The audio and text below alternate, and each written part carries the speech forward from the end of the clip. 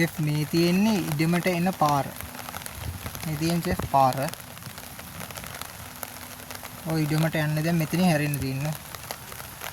මෙතනින් හැරලා ඔය තියෙන ඉඩම. කියන්නේ මෙතනින් ගෙවල් තුනකට විතරයි මේ පාර තියෙන්නේ. දැන් මේ තියෙන ඉඩමටයි මේ ඉතින් ගෙවල් දෙකකින් මේ පාර ඉවරයි. මේක අඩි 12 පාර. මෙතන ගෙවල් තුනයි. මේ ලෑන්ඩ් එකත් එක්ක ගෙවල් දෙකයි තියෙන්නේ.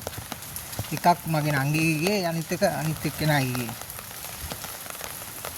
මේ දැන් මේ හැරෙන්නේ ඉඩමට කියලා. මේ තියෙන ඉඩම මේ කැලේ ඇවිල්ලා තියෙන්නේ මේ බිත්ති කෙරෝල පේනවා නේද? මේ කැලේට එහා පැත්තේ බිත්ති අන්න එතනින් තමයි මායිම තියෙන්නේ. මේ පැත්තේ මායිම තියෙන්නේ මේ ගෙදරින්.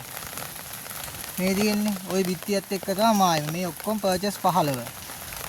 මේ තියෙන්නේ මේ මෙහෙම කෙලින් තමයි එන්නේ. මේ මායිම මේ ඉඩමේ මායිම මෙහෙම කෙලින් ඇවිල්ලා ඕහොම ඇවිල්ලා ඔන්න මෙන්න මෙතනින් ඉවර වෙන්නේ කියන්නේ. මෙන්න මේ කෙලින් ඉවර වෙන්නේ මේ ගෙදර කෙලින්. ඔය තියෙන්නේ පර්චේස් 15 දැන් මේක පොඩ්ඩක් කැලේ වෙවිලා છે.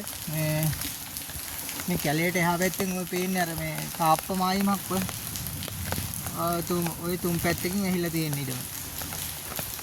ඔක තමයි ඉඩම මේක තමයි. මේ ලොකු ගහක් මේ ඉඩමේ තියෙන්නේ.